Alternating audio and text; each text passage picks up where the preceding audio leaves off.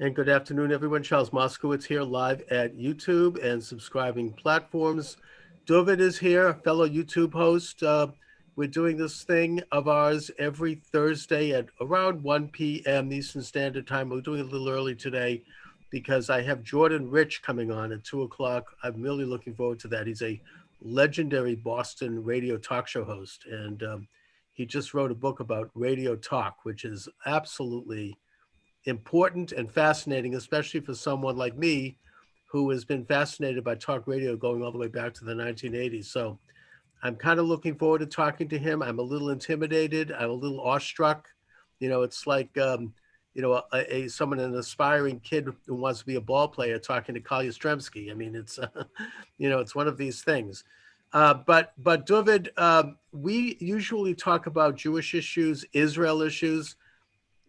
You started by just commenting on where you think we are as a nation and as a world with regard to the COVID-19 pandemic. You talked about hearing my discussion with Michael Shaw, who I have on every Wednesday at 2 p.m., and who's a science writer. He's a health columnist. What are your thoughts with regard to the virus now? What do you see happening, and what do you see coming up? Well, unfortunately, I see it getting worse. I told the Starbucks story on Week in Review with on Church of Entropy Jennifer Scharf. How I think it was last week, and I went to Starbucks. I ordered with the app beforehand, and it was a little bit crowded, but there was a line, and I'm generally a rule follower. Like intellectually, I'm like might do some things that are pretty controversial, but generally I'm a rule follower. So I stood on the dot, like you're supposed to, and just waited. Although only like two of the 15 people in there, were standing on the dot, and I had suspected that my drink was ready on the counter. I'm not sure if you go to Starbucks Oh yeah, recently, absolutely. and but generally I just wait on the dot, and I say they'll call, like he'll give attention. They know my name. I go there regularly. Tell it's ready. But it'll be a rule follower. I'm not going to just butt in and bust up to the counter. If I'll wait my turn. Um, but it was a situation where basically following the rules was a really bad idea, and so what happened, more and more people started coming in, and it reached over capacity. Here in Michigan, they could be worried about being shut down. I don't know the exact rules, but they're over capacity, and that could be ticketable offense. So one of the baristas, who friendly with them, Hmm. is somewhat he comes out, and he yells at like, you got to stand on the dots. We're over capacity. If there's no dots, you have to stand outside because Governor Whitmer, there's no indoor dining right now. Hmm. And of like the 15 people in there, maybe like three people listened and moved over to dots, and the rest of the people just completely ignored the guy. And so meantime, I'm still standing on the same dot, and I have a feeling that my drink is ready on the counter. Um, but so the guy just like, oh man, no one listened. Who knows what he's thinking, and he just goes back behind the counter, trying to do their best. And more people are keep on coming in, and the people who come in are basically just going straight up to the counter, hovering at the counter, telling where's my drink, and sometimes their drink is ready, or they just have to wait. And like, I assume you've seen such things waiting in line. But so Sure. basically, after about 10 minutes, all the people who had rushed the counter, either get their drinks, or had backed up enough that the guy who had stepped up to tell everybody to social distance, was like, oh, David. And I was right. My drink was sitting there on the counter the whole time. Hmm. So for 10 minutes, I waited for nothing because my drink was there the whole time. Like, there, God forbid there come stupid COVID-19 regulations that, like, I Hmm. can't just take my drink. It has to be there in interaction.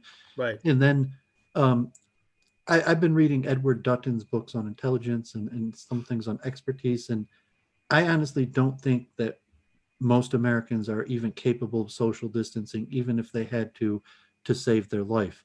And within the conspiracy, um, I also kind of agree. I think COVID-19, it was probably man-made, although that may Hmm. not matter because generally I don't believe in evolution. I said a meme that evolution is a conspiracy to hide the fact that coronavirus is man-made. but that's not my expertise, not what I'm talking about. Right. But just the generic spread that we're not capable of social distancing. Even like my father, doctor, mother, Hmm. attorney, pretty liberal, generally rule following people can't really social distance that well because it's just not in their training. It's a certain Right. It's um, un-American. it's a spatial understanding. We talk about Chinese people. I was looking at the studies of They're more conditioned to it. I mean, in a sense, because well, they they've have had. higher IQs. Like every Well, I think study, it's because they've had viruses before. That this is not new to them. This well, is something that's never happened in this country, at least not since World War One.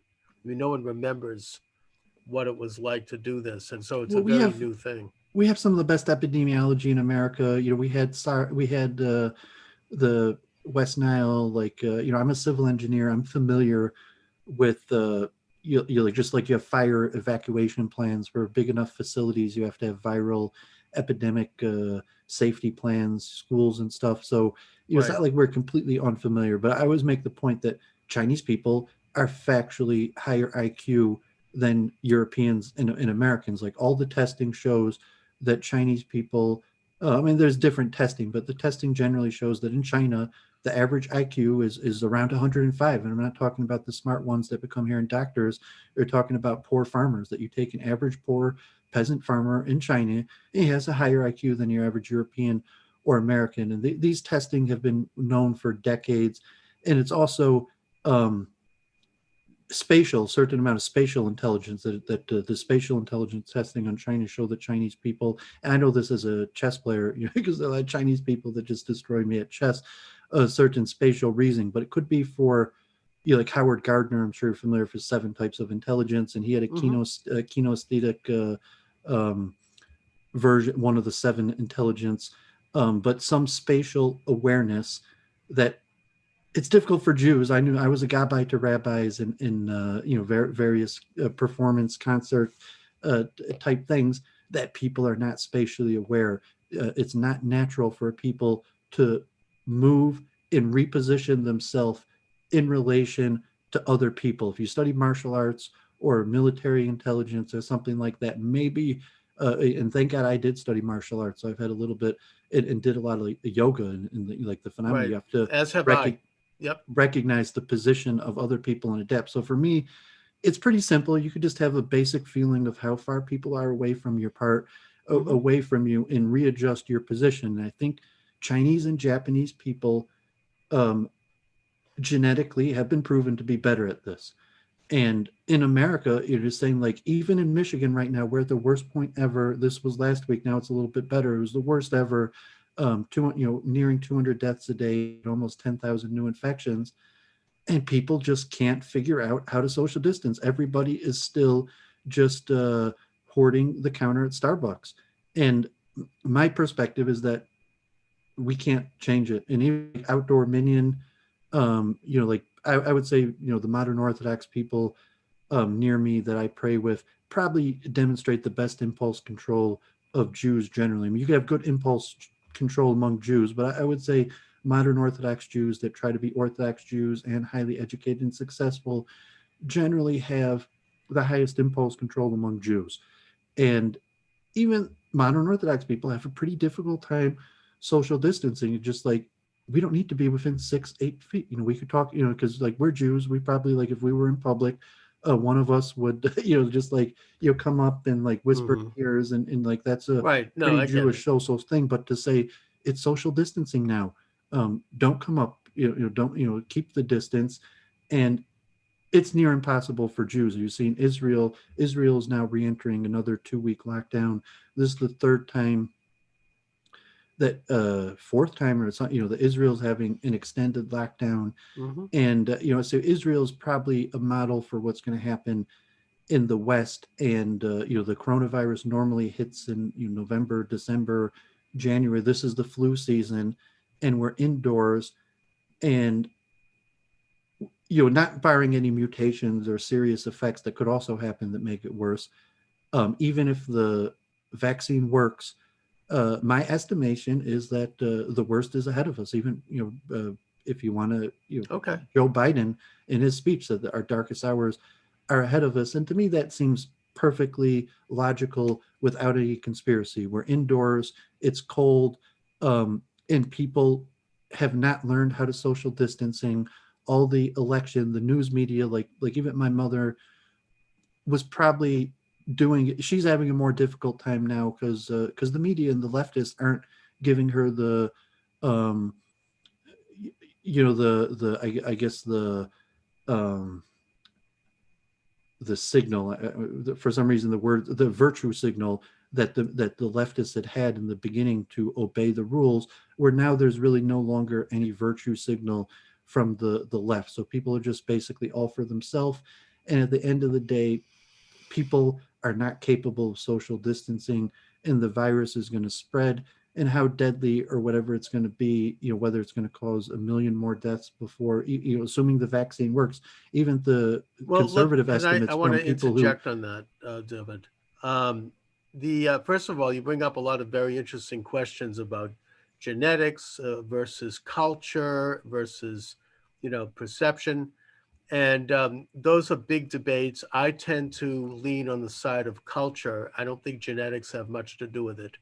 Genetics might instruct certain abilities and certain skills, but the more important element there is how an individual and how a culture utilizes those skills. I mean, you can have super intelligence and become like a Nazi. I mean, it's not, intelligence itself is not, I think, something that should be viewed as a virtue or should certainly be viewed as something that would dictate someone's behavior. I think behavior is dictated by culture, it's dictated by decision.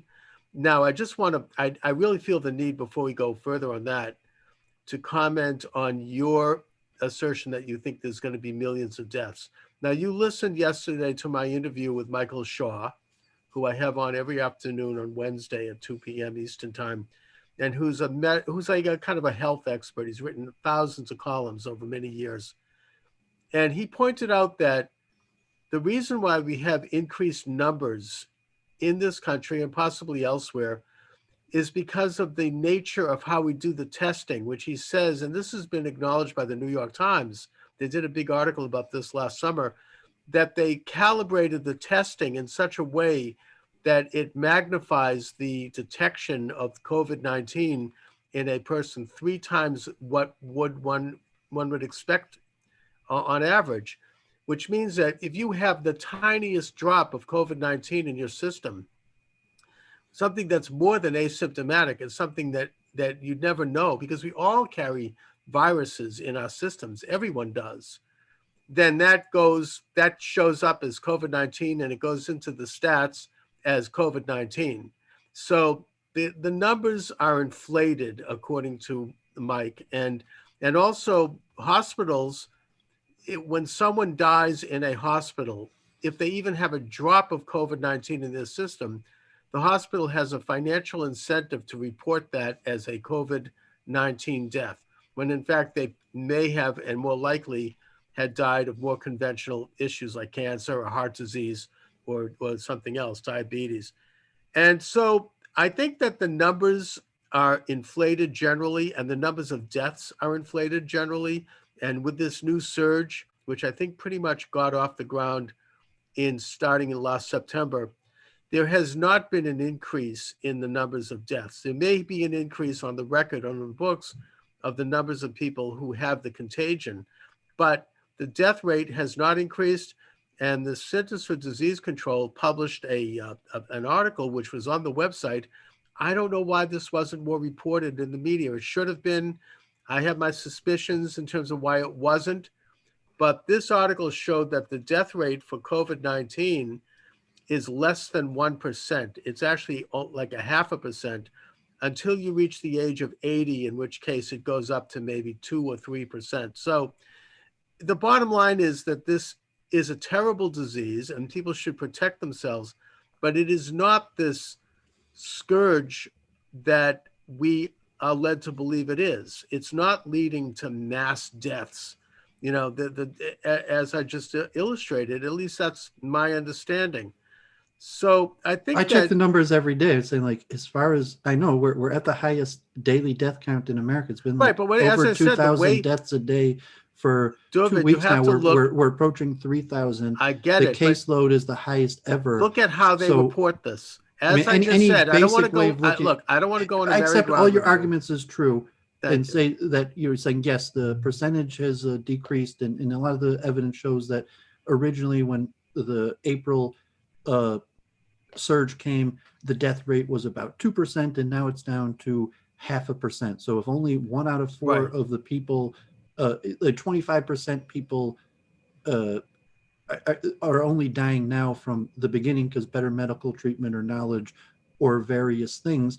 But And the that some of the caseload is people so much reported higher were now. not didn't actually die But of the number COVID of infections now is so much higher. So even if only one because out of of the four way of the it's people were tested. dying, As I said, it was because well, of the way it that was. even if that's true, it's like, are you rejecting the huge death load that, like, I mean, just the papers that every day 2,000 3,000 What I'm people dead, suggesting even if is, it's only 1,000, thank you even if it's for only five.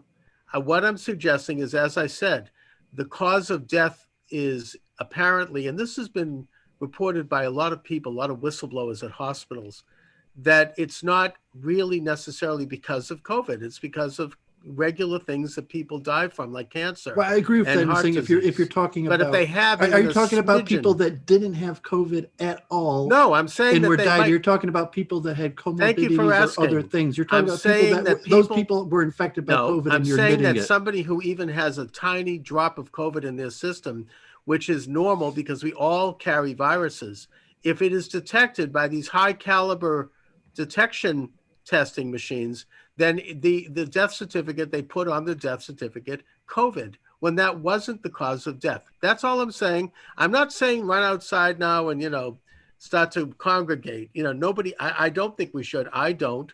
We have to be careful because it's a terrible disease. But I'm saying that the way this thing is positioned, I think, has increased not just some of necessarily the hysteria around it, but has given birth to some of these policies, which may not necessarily, you know, be in the best interest. Yeah, Now, I'm not supporting lockdowns or the policies right. of the people saying it, but I'm just saying that from my understanding, but even if I grant you everything that you're true, you're still agreeing a lot of people are dying from this, Yeah, a lot and of people are dying of the and flu the people too. that are going to die from it is probably going to be more No, I don't think that's than it was necessarily over the true. next few months. No, I don't know if that's That you true. just, and I also think that the whole bending the curve thing. I mean, like, my mother read, the New York Times. She still does every day of her life, and she's retired and she lost some of her competitive edge, I believe, in terms of law from not recognizing that the New York Times wasn't enough to keep alone to keep her news competitive edge. But like, I read the New Mm-hmm. York Times most days, and from what I see, almost we're approaching capacity, the failure to bend the curve, in that over 30% of hospitals across the US are at capacity, and over 60% of hospitals are within 15% of capacity. And what happens when hospitals hit over capacity is going to be that the death rate is going to increase, and the spread is going to Okay. increase. So All you're right. saying Fair that, enough. like, do If you agree that the hospitals, it may and be, I saying, mean, that like, may if happen. I I'm don't telling think you, so. okay, I watch Vincent Raccanello, Columbia University, I watch JAMA, Journal of Medicine, I watch University of California, Berkeley, I'm watching mainstream sources, Harvard, MedCram, and they all seem to agree on this consensus: the worst is ahead of us, and the warning that we don't know what's going to happen if the hospitals hit overcapacity, and also the Right. current case number. If you look at it, like, Israel in Christmas, God forbid, might be a disaster in terms of that.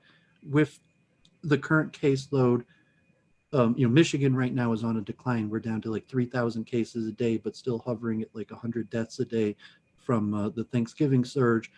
But if Christmas hits and we're back over to 1,000 cases a day, and then the hospitals are overloaded, that will spell a disaster that they were warning. That's the whole reason why Right. we shut down in the first place, was to bend the curve so that the The hospitals. hospitals don't get That was the. I mean, overwhelmed. you agree No, that I get that. that was the main justification for the It shutdown. Was was, the although that never happened. And I we're like saying now it's going to happen. Now, I even give you the with the example. shutdown, it Well, appears we'll that see. we didn't bend the curve enough, and the hospitals are going to be over We'll capacity. see. And And also, I every think it. expert in the world has been warning us of All right, dire fine. catastrophe, millions of deaths. And saying, I mean, you're in We shall Boston, and see. saying Boston is an I don't think there's epicenter. anyone at Harvard that's not saying what I'm saying. Fine, and that very well may be. There very well may be an increase. And yes, I think that's something else that Michael Shaw said on my show, is that the main cause of the spread are people inside gathering in houses. It's not going out to restaurants or supermarkets or being outside. And I It's your own think that, family. It was Dr. Fauci. It's you and your family getting together yeah, for no, Thanksgiving. I agree with that. And I And think that, it's but I think we it's should, Dr. Bricks that couldn't resist getting together with her own family over right. the All holidays, right. even though she told all Americans not to. Yeah, that's why she's gone. And But then I it's think, the saying, if it was Chinese people, genetically or culturally, maybe it'd be possible that they could do these things and not spread it, because culturally, social distancing. no, I think it's But important to note from here, I don't Dovid. think that we're culturally or even genetically capable of social distancing. I think it's literally Yeah, I impossible think for that us. it's important to note that we need to continue to put this thing in perspective and take proper precautions I mean, because would you admit that yourself, that if you had not studied martial arts, that social distancing might be beyond you? not really. I've never liked to get close to people anyway. But I I'm never just in awareness. Even okay, you didn't personally, like to be I don't close, have but any to have a problem. spatial awareness No, I to. mean, I personally don't like crowds. I personally don't need to shake people's hands. I don't like physical contact. I actually think that those are traditions that probably should go by the wayside. Asian countries, they don't make physical contact as part of their culture. They bow slightly in each other's presence and they acknowledge each other without physical. In America, we tend to like to touch each other at handshakes and back slaps. I've never been one who's comfortable with that. I've always liked to keep my space. Um, I think I that, did food service. can I say something here, David? I think Yeah. that we should also put this in perspective in that I know people in my life, you probably do too, who are so super paranoid about this that they won't touch like a doorknob, or they won't touch a mailbox outside, or they're wearing the mask outside or even in their cars when there's no one around. And to me, that's, it's actually wearing the mask is actually can be detrimental because you're inhaling your own carbon monoxide. And, I'm not saying don't wear one. I do when I'm in certain situations, but you should really do so sparingly and do so when needed, not just put it on for the day. And I know that people who are first responders, they have to, and I really admire them. I admire them for that, and I respect what they're doing. But I think that for the average person, there's a major overreaction out there, and we should all stay careful. But let's not, get go, become so paranoid that we're not even able to function at all. We need to continue to operate and use good judgment at a time when there's this spreading virus. Yes, I mean, I think that's beyond us. And yeah, I was kind of always a cleanliness, even Nazis. Right, me I too. always used my shirt sleeve to touch door handles if I didn't Right, have to. Like I always, me like too. I mean, embarrassingly, like so wash to my me, hands there's no after big deal. shaking hands. I don't want to, like do it right so the Exactly. person would notice. But it's like oh man, I got to wash my No, I, hands now. I I tend to be that way And I too. used It's to do just food normal distribution. I to took me. the risk, like at the Hindu temples, and I used to have to yell at people to wash their hands and put on gloves, and like, you just tell them kids aren't cute. Like kids have germs, kids sneeze in the pot, and Right. everyone eats it. Like it's not cute to have a little kid right up next to the food. And so I was always that personality. And when President Trump originally, I had agreed like this is in many ways going to be good for us, because a lot of these things, like people sneezing all over you and Right. spreading germs, that was the commonplace. And I was the jerk who was willing to be a jerk, because I like cleanliness and was scared about germs. So like for years I'd been a jerk like that, and now, but I don't think these things are being normal. So like Trump originally, now it's all like vaccine, get back to normal, as opposed to Trump is like, yeah, like these changes, not shaking hands, and germ knowledge are going to be permanent. And no one seems to be saying that in the mainstream anymore. It's like, oh, vaccine, get back to normal. And just look what's happening in Israel. Israel is re-entering lockdown, and Israel basically seems to be under the understanding Israelis are not capable of social distancing. So the only way to do Right. it is to let the cases increase, and once they get past the brink, they got to lock down. And because just Israelis and like Americans, it's a certain level impulse control, culture, normalcy. Israelis maybe even worse than Americans. Of Hmm. social distancing is like a sentence to prison. If you're Chinese, like I talked to You Edward know what's Dutton interesting, Dooovid? about Why is Finnish it? people. So like Finnish people, Yeah. what we consider social distancing right now is actually the norm. Like, but I haven't Well, hugged let my me let mother me. I since want to ask you. March. And if your studies, like your average Finnish person only hugs their mother once a year, anyways, or Right, whatever right. that basis. But in But Israeli or what American about culture, Africa? What about Africa? Like, for example, this will lead me into another thought. Africa was expected to have a huge, devastating exposure to COVID-19 at the beginning of the epidemic, but that never happened. It's very rare in Africa, and Africa is generally poorer than other continents, and people live in very close quarters. And yet, there was no major COVID outbreak in Africa. And some of the speculation on that is that it's because Africa is a younger continent. You don't have too many Africans that are over the age of 80 or even over the age of 75, around that age. even And that, comorbidities, that Africa in general has less right. And comorbidities. also that Africans have their own viruses. It's not like it's manifesting. But the In point sun, the here, virus doesn't do as good in but the sun point that I and want to make indoor here, yeah, transmission. and There's a whole bunch of reasons.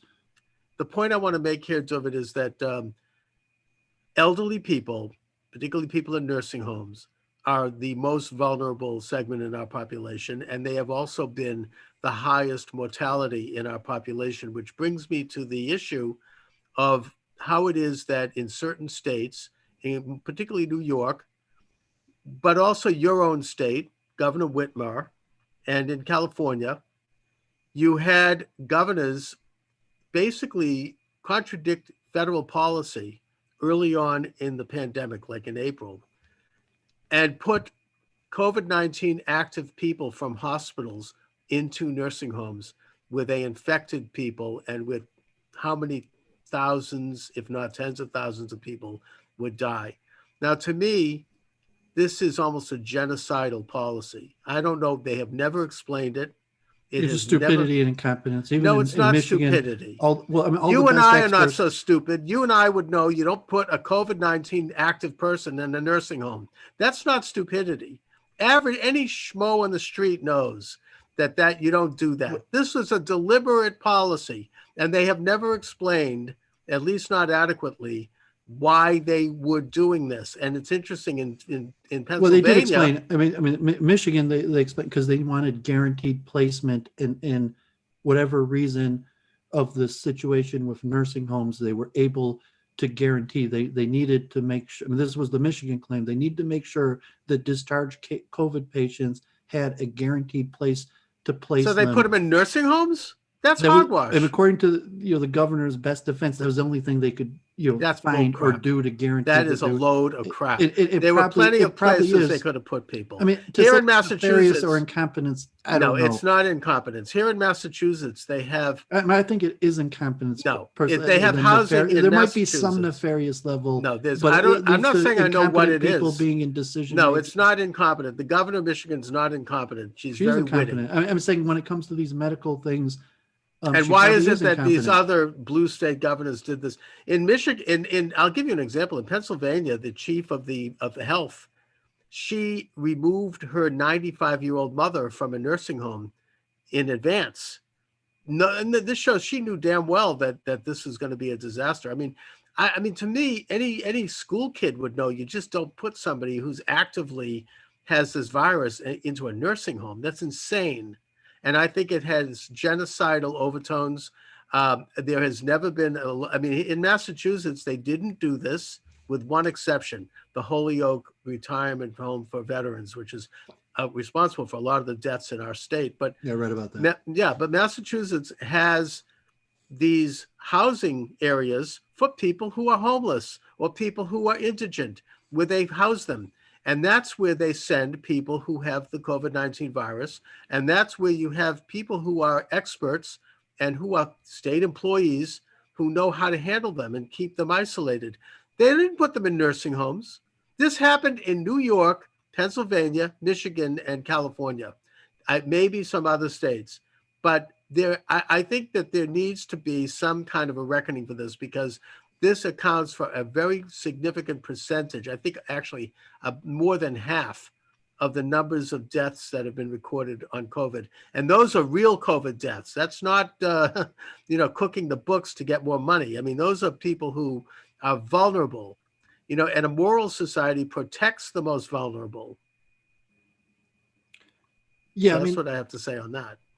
I was making the joke on Sunday, although, God forbid I'm actually serious, is that the U.S. has already fallen and they just postponing telling us. And to some extent, like the stimulus package and the debt, I think we're going to run a 3.1 that hasn't been trillion. That's being vetoed by President Trump. It's a disaster. But I mean, because he wants to spend more money. And saying no, that's untrue. That's fake news. What he wants to do is he wants to take out the $250 million for the Palestinian Authority. He wants to take out the $10 million for gender research in Pakistan. He wants to take out all these things that have nothing to do with COVID and who have everything to do with liberal causes.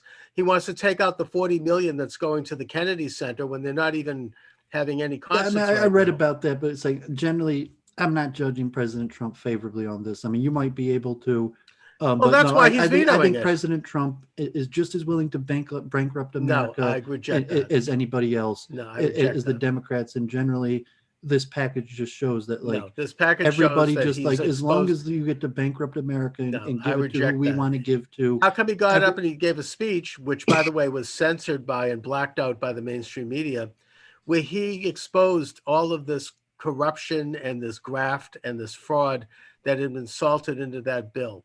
Now, years ago, I interviewed Jack Abramoff. It's like the first time he did it in 4 years. That's like it took him till he's almost out of the White House to do that. Like President Trump ran huge deficits unrepentantly. He's been refusing to sign this COVID bill from day one, which has nothing not because to do he's with opposed COVID. to huge deficits unrepentantly. No, it is because I don't think that's the reason. No, I mean, I think it's a political move. It might be a good strategy, but you say President Trump has ran huge deficits, record deficits. And look at this is the one area where I probably agree with you. He has been a bigger spender than we had hoped. But I think that given, but by relative standards, he's been much more conservative than any Democrat that would have been in office. And certainly he needs a line item veto, which of course, has not been approved, so that he could go through. Where are we going to get this money from? I'm saying, I don't buy it. Well, he could go through these bills line by line and veto this crap so that the real money can go in. Trump, I never bought his, you call it a lie, like his narrative, like the economy was doing the best ever, and then this virus never should have happened. It was doing the best ever. I didn't buy that narrative, but whatever the point, statistically, it was. Is that no? I mean, it's not a narrative. We were running either we were or we weren't. And the deficit, but the economy itself and people's employment and people's function and people's ability to get opportunity, particularly minorities, statistically and graphically has increased. That's not a matter of opinion. That's something that is, you could look at the Office of Management and Budget, which is run by the U.S. Congress and is not a political body, and look at their statistics. You could look at the Department of Labor and their statistics. Yeah, I'm not an economist. I'm not going to argue the point, but no, I don't buy it. I don't buy the Trump. Buy whatever you want. But look, you can argue opinion. You can't argue facts. I mean, you argue that the stock market price, there are certain indicators that Trump mentions again and again, but there's other indicators. No, the employment. That he's ignoring, like the employment. Deficit, the debt. Wage I agree with you on the deficit. It should not be as high. But employment, particularly for minorities, has reached unprecedented levels before the pandemic. And opportunities, businesses expanding, businesses opening, new business because of a reduction in onerous regulation and a holding of the line on taxes allowed for more investment domestically. Those things are not opinion.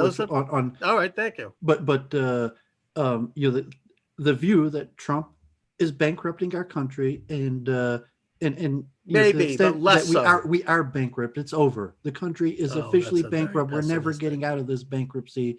And where are we going to get this money from, Charles? Where are we going to get the money to repay the $3.1 trillion deficit that was We're ran going to this year? increase it. Where We're are going we to going to get increase. the money Thank you to for pay for asking. the $1 trillion that we're borrowing? Because Biden and Trump are so sure that once we beat this virus, we're going to be back to better than ever. And it's Well, like, Trump absolutely is. not. What makes them think that America is going to be better than ever once we beat this virus? And I we're think it will be. eventually At least in Trump's China, in whoever Trump's is second lending us term. this money, is going to call us on our debt. And I think at this point, with the No, they virus will and not the call us spending on the debt. package, Not I if would we don't even borrow say more like money from them. the union is basically done. Like we're never going to be able to repay back this deficit. And whatever idiot is dumb That's very enough to let pessimistic us, view.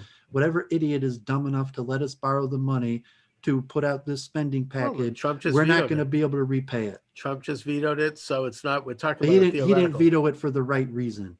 And saying Whatever Trump reason, doesn't mind bankrupting I the think he country. did, Trump but what we can, whether he did or not, the point is he's going to, and that's a fact. And look, I think that you have I to. predict that the spending bill includes more. That the one eventually Trump signs will have double the Well, spending you of the can one that predict he all you want. vetoed. I hope you're wrong. I think I think that Trump has just launched his second term by exposing the bill and by vetoing it, which is a very courageous thing to do because the media, of course, is going to say, and they're already lying and saying, oh, he's hurting people who have COVID. The bill only gave people affected by COVID $600, whereas all these other special interests were getting tens of millions of dollars who have nothing to do with COVID. So Trump is taking a very courageous stand in that regard. I think By this is the borrowing first money from China to give to us when by China's saying the we're one who not going caused to the borrow virus the here. money. Look, Dooovid, I Where's just this pointed money out coming from? You're it's not not claiming coming that from his anywhere deficits because are he's coming from money vetoing the borrowed from bill. China.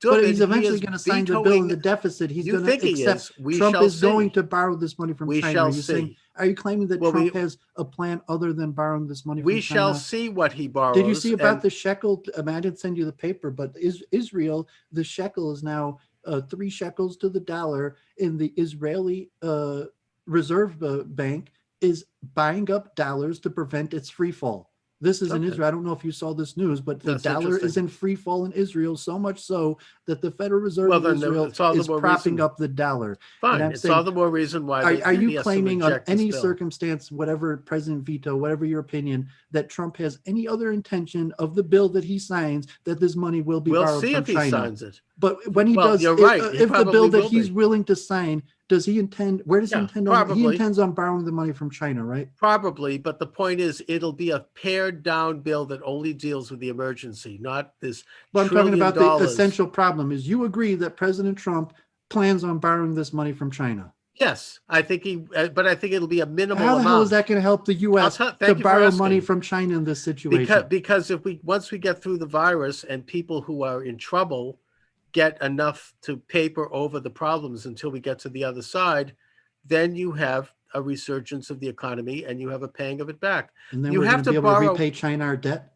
if it's done moderately, When I say it's almost not if it's guaranteed done we're with a going to trillion default. dollars. At this point, I'm saying we're going to default on our debt to No, we're not. China. And what's going to happen when we default on our China debt to needs us China? still more than we need them. China would implode itself if they tried to recall debt. They don't have the kind of economy that can sustain that. Even if they are involved in a conspiracy to hurt us, it won't work because we're not going to go that far in and do this $1 trillion deal. By the way, most of the money that we're borrowing will probably end up in China anyway because these countries are going to use it to buy arms. It'll end up in China and Russia. So that's why Trump, and he said this in his speech, that's why he's not signing this bill. So you and I can argue about the bill. I mean, The he fact finally is, grew a pair once he was about to be bounced. no, he's not It about took to him be 4 years bounced. He's to gonna grow a pair, and if only when he was about to be not bounced, he grew a true. pair. He hasn't.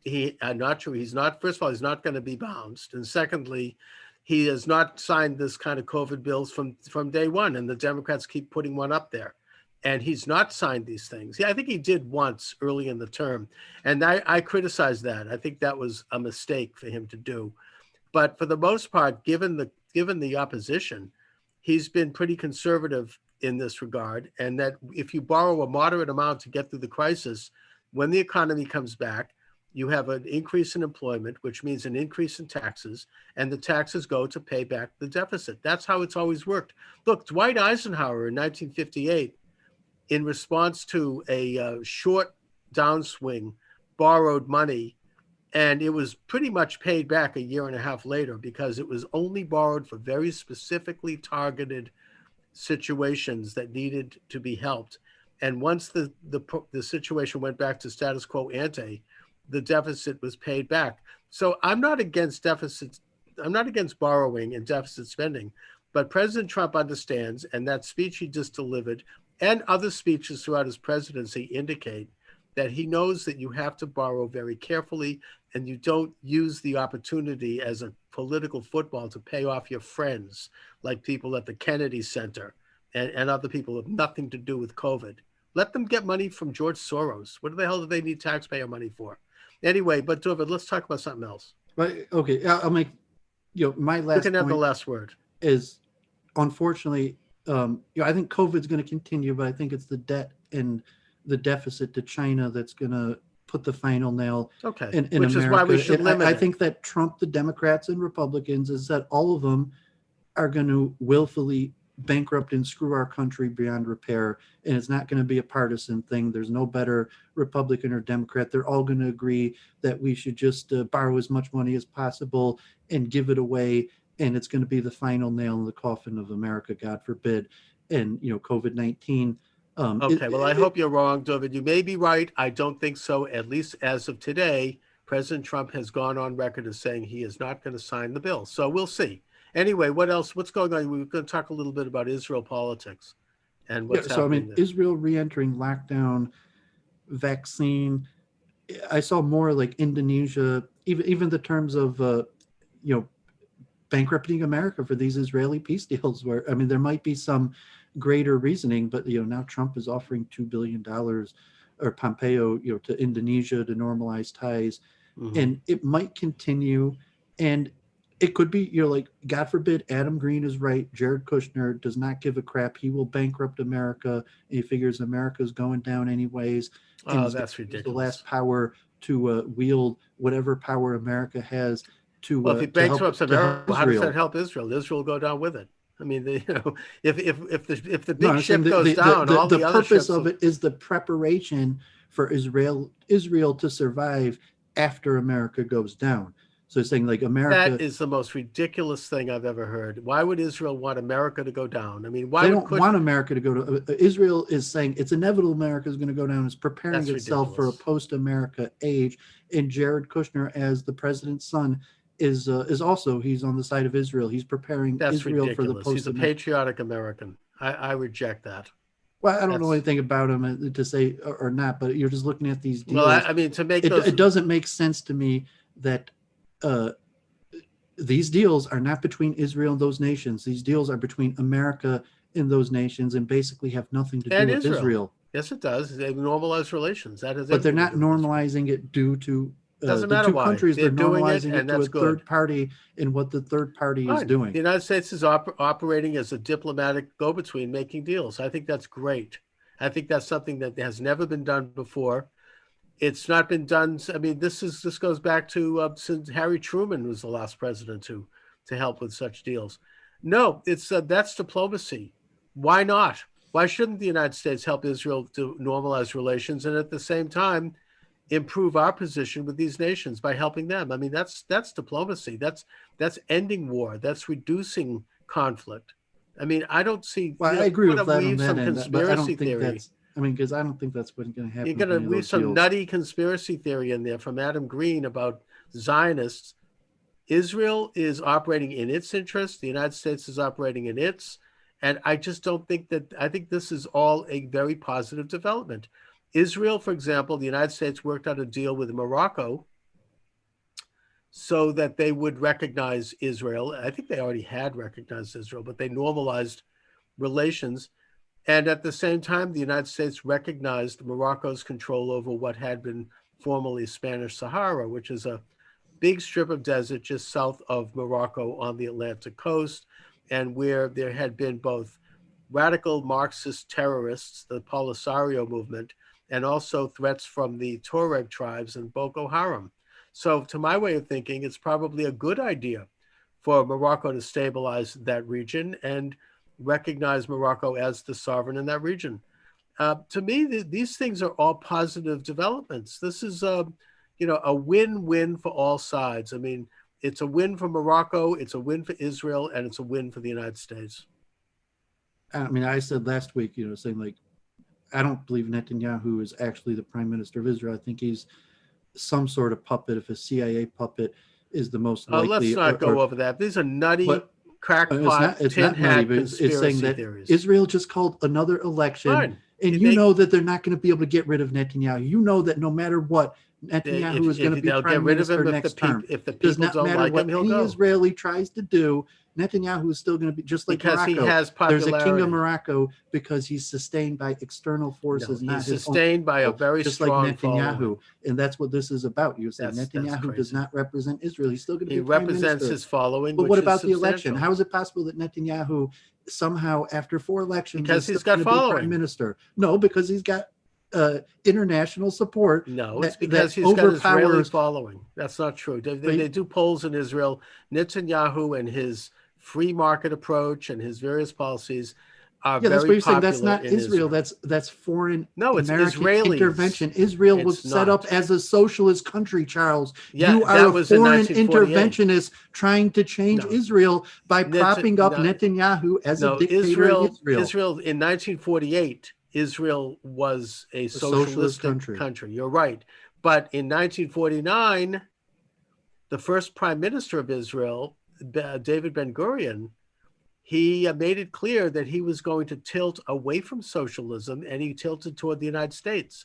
It was very controversial at the time, but you might study Israeli history. As an American foreign actor, would you say Ben-Gurion was an American foreign actor? I mean, this is possibly also, but Netanyahu, because they tilt in the direction of America doesn't make them puppets of America. You're subverting Israel to change it from socialist. It changed the first year of its independence. That's what you're doing right now with these deals. I think Israel should reject you're socialism. Saying you're subverting the will of Israel, using the majority of Israelis reject socialism. To instill a leader in Israel that the Israelis don't want, in order that you could the push majority Israel of Israelis to become more capitalist, reject when Israel socialism. wants to be more socialist. It doesn't prove that. Israelis have, the majority of Israelis rejected socialism. They rejected it when they elected Menachem Begin. They rejected it when they rejected the Mapai party in favor of a more moderate alliance, which turned out to be the Labor Party, which is not as socialistic. Israel has gradually and organically moved away from socialism. The Histadrut, which is the state-controlled labor movement, I think it was disbanded, or it certainly doesn't have the power it once had. Israel has moved in the direction of free market freedom, not because it's in a puppet of America, but because freedom works. Well, Israelis are very practical people. I mean, you know a lot. Maybe you could give a practical, because I claim that I don't think Israel has nuclear weapons. I think it's a bluff. I have no idea. But I can't comment on that. If I Israel don't know. has nuclear weapons, there's only a handful of people. It is said Naftali Bennett has claimed that despite being, like one of the 5 most powerful people in Israel, that he still has not been let in on Israelis' nuclear weapons. So if Israel has nuclear, I mean, that's a national security question for Israel. I don't know. How do they transform power? So either it's a bluff, and Netanyahu has to tell the next prime minister, oh, by the way, we don't actually have nuclear weapons. It's just a bluff. You should probably keep it. Why should that matter to you and I? That's a national security or there's some question. We do. Israel does actually have nuclear weapons, and there's only a handful of people who know it. And somehow, the next prime minister, Netanyahu. Why does this matter to you, Dooovid? I mean, this is a national. I think it's the most important question. Yeah, even Alan Dershowitz had asked about his famous story when he asked Netanyahu. And Netanyahu asked him about, was OJ guilty? And he asked if Israel really has nuclear weapons. And they both said, we can't tell. Yeah, it's none of his business. It's a national security question for Israel. I mean, saying if it is a bluff, it's a huge deal. He's saying if Israel is bluffing, it doesn't matter. It's not about and it's saying there's possible Israel doesn't have nuclear weapons. It's the U.S. that has nuclear weapons, and saying the IDF doesn't actually control the nuclear weapons. It's the U.S. Well, it's the question is saying that you have just been fooled into thinking that Israel is a sovereign state. I don't look. And No, it's there's saying nothing to do with Netanyahu is a sovereignty. dictator that's being put in by foreign Why does forces. what does one thing have to do with the other? Whether Israel has nuclear weapons is a national security question for the Israelis. What does that have to do with your claim that Well, but Netanyahu is an it's a American difference. puppet? As I told you, like Americans, nuclear weapons are not a matter of national security. An Iranian university student in America could be revealed the secrets of the U.S. Nuclear weapons. Like that. That's it's not a secret. Like I'm sure you know the Right, we storage know we and have nuclear location. weapons. There's a little I mean, you thing might called not be able to get Hiroshima. into the. You might, yeah, but I'm saying you could, as an American citizen, you could just Google and you could find the locations, the places, the names of the people who work there. You might not be able to get a security clearance to list it, but it's not a secret where we keep our Well, nuclear that's weapons terrible. and who's in charge of We it. should keep it secret. No, I mean I mean, it's been that's that way for 40 years. And saying well, that's the fine. American policy. It's like, no, it's not But the secret. Israelis are a Even little bit more Dooovid, tight-lipped when it comes to cybersecurity. They know what they're doing. it's a different question, but I'm saying if Israel's nuclear weapons, I'm putting it two possibilities. One, Israel has nuclear weapons, but they're not really Israel's, they're America's. And the secret is that when you get to Israel's nuclear weapons, it's not Israelis, it's CIA or All foreign right, I get people. what I see what you're Or getting a at. point where That Israel doesn't actually have nuclear weapons. And what does that mean militarily in terms of these agreements? If Iran and Syria and these other countries, like it was a bluff the whole time. Israel doesn't have nukes. well, that's all the more reason why Israel probably doesn't want to reveal this thing one way or the other, and that the fact, and if Well, in as Jimmy fact Carter Israel, said the opposite. He knows Israel. In Israel, if they had a nuke, would have tested. That's what Jimmy Carter fine, said and if they multiple don't, times, that he knows the Israelis. The Israelis definitely, if had a nuclear weapon, would have tested to demonstrate it. that's his opinion. I don't trust Jimmy Carter for these issues, especially with Israel. What he called Israel an apartheid state. But putting that aside, I think that if Israel doesn't have nuclear weapons, that doesn't in any way alter Israel's military position. I mean, it's, because I don't think, and maybe I'm wrong, but I don't think any of the other Middle East countries have nuclear weapons either. And maybe they might be, I mean, to suggest that because, like, I don't know, Iran doesn't have nuclear weapons, does that make them a proxy of the Soviet Union, which Well, does, it's or biased. I Russia? mean, it goes back to the narrative I'm weaving that America is so far in the decline, like we might even be bankrupt. Israel knows it, No, and we're not Israel in know the decline. reason that we're doing these deals is because Israel knows that We're doing it American out of strength. military edge is on its last legs That's not and true. needs to reposition itself Our for after military the edge is fall of becoming America. So if is more Israel powerful doesn't than have ever. nuclear weapons and it was largely dependent on the help for America, if America appears to be on a rapid decline, It's Israel not has on a to take rapid another decline. approach to its security, There's no other evidence of than that. bluffing people out that we have nuclear weapons or the help of America. Militarily, we're on the So upswing. that's why There's we're no making all these peace deals with Muslims and no. We're Arabs. making them out of positions of strength. And by the way, if Trump serves his second term, we'll be in an even bigger I'm position saying of position of strength. weakness. I mean, the weakness is I America. He's reject saying that. It's Israel, because but of I'm saying strength. America's in the position of weakness. So Israel is I making these deals reject because that. Israel recognized that America is the main client state, supporter of With Israel, the and help of America is in a America, position of weakness, and therefore Israel I needs to reject get these that. deals done as quickly as possible before the Arab world I recognize that reject America that. is in a big place of weakness and can't America's really in a help stronger Israel position anymore. than ever, and in the second Trump term, will be even stronger. Yeah, you talk As he militarily, borrowed trillions of dollars from China. which Trump again. Let's not go back there. He hasn't signed it. The American military capability is stronger than ever right now, and Trump has everything to do with having improved that, while at the same time disengaging and de-escalating foreign I mean, wars. the emergency bill needs money to protect, to rebuild the naval or prevent the rise of China and these various things. I'm saying the bill that President Trump, I thought it was a Oh, you're talking bill. about the defense bill. Well, I mean, Well, wasn't look, I think that Trump will isn't eventually Trump sign claiming that that. we need like hundreds of billions of dollars just to prevent the U.S. No, military the from the falling reason why behind other Trump didn't nations? I the mean, isn't that how they're pitching that if we no the don't give reason this why hundreds of billions of dollars right now, COVID-19 will have a disastrous effect my on understanding America's of it, international military edge? if I could just interject here, my understanding is that the reason Trump doesn't want, we're talking about two bills here. We're talking about the COVID bill, which Trump has said he's not going to sign and which is a fraud, and we're talking about the defense appropriation. My understanding is that the reason Trump is not signing that one, or says he's not, is because they worked in a little bit of language there that abrogates the Insurrection Act, and that That's an act that has been in place in this country, I think, for 100 years.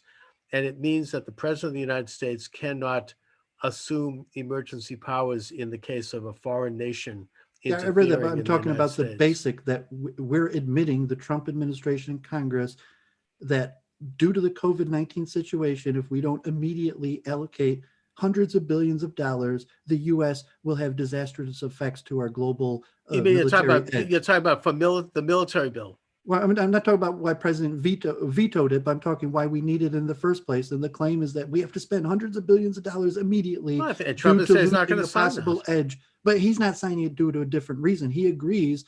Trump and the You do need some Republicans agree spending. that the American global military edge is at risk due to COVID, and that's why they want to borrow hundreds of billions of I dollars think to that keep the that defense, military edge. my understanding is that the military spending bill is not significantly bigger than, if not, it maybe not even bigger than the average military spending bill that goes before But Congress is every needed to year. keep the qualitative military edge. Sure. I And mean, the every year they do Republicans and that. presidents saying if we don't spend that money, that Fine. our You're probably qualitative right. global military edge could rapidly crumble All away. right, then. Well, I mean, so you are agreeing to that is what probably. I mean, that's every year they have a military spending bill, and every year they debate But we go bankrupt in the 1 year, side of we it. can't renew that. That means like we can't stop China from controlling the No, seas and the all these various military. things We within a year or two. well, If we Dooovid, lose if we go funding to these bankrupt, we won't be able to institutions, do a the lot of global. things. We're not going bankrupt.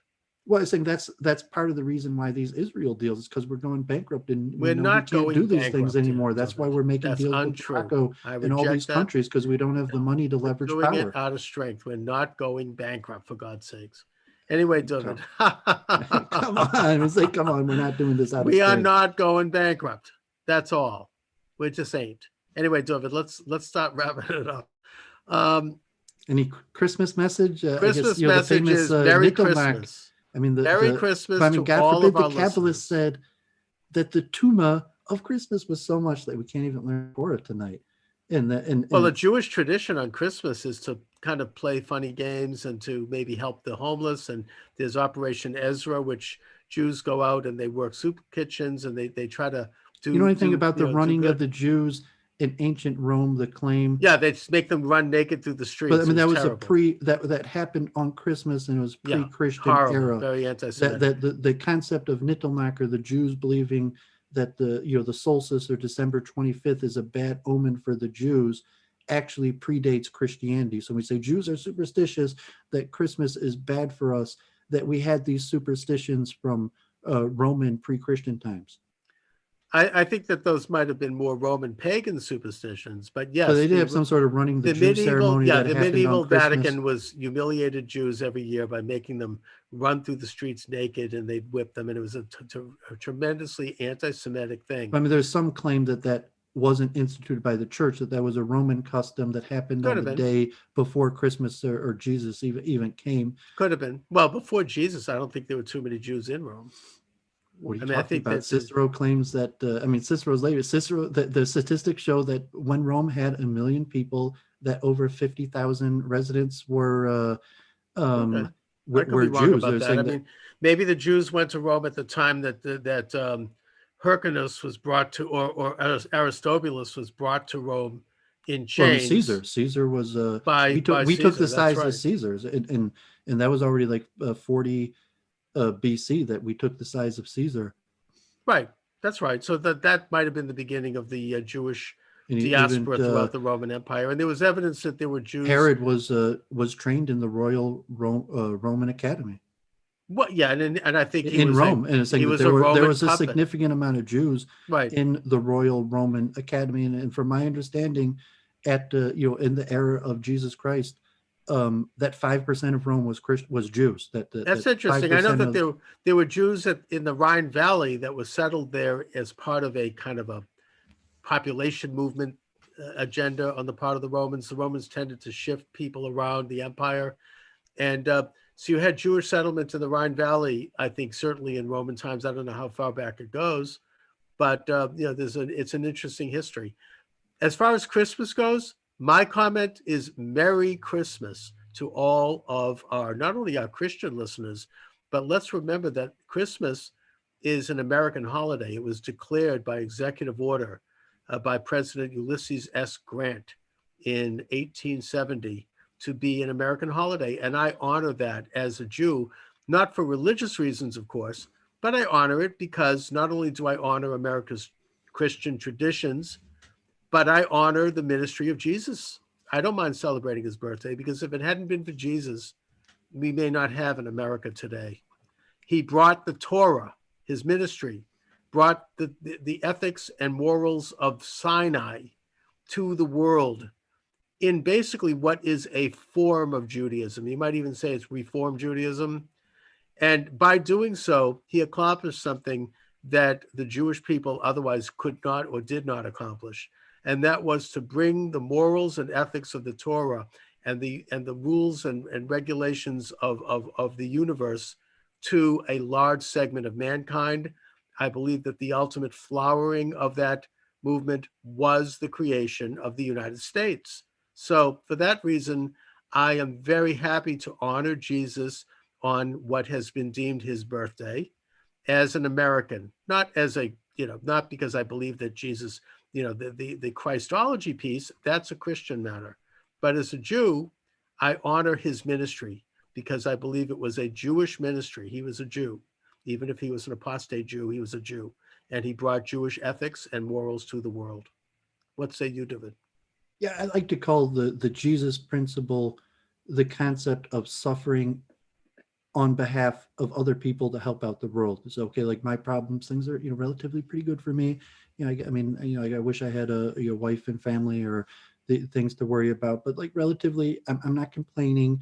And there's a lot of suffering out there, and the concept that you take suffering upon of other people upon yourself is the essential crucifix uh, Jesus principle, which is a Judaic It principle, is. but It it's is. not generally the major emphasized Judaic principle. So I think there was karmatically from the Jewish God I think it to is. raise up We're taught to do Christianity. good. But I'm saying that God, in what you're saying, that God could have chosen different methods to spread this message, and he chose Jesus and the Jesus principle to spread this message.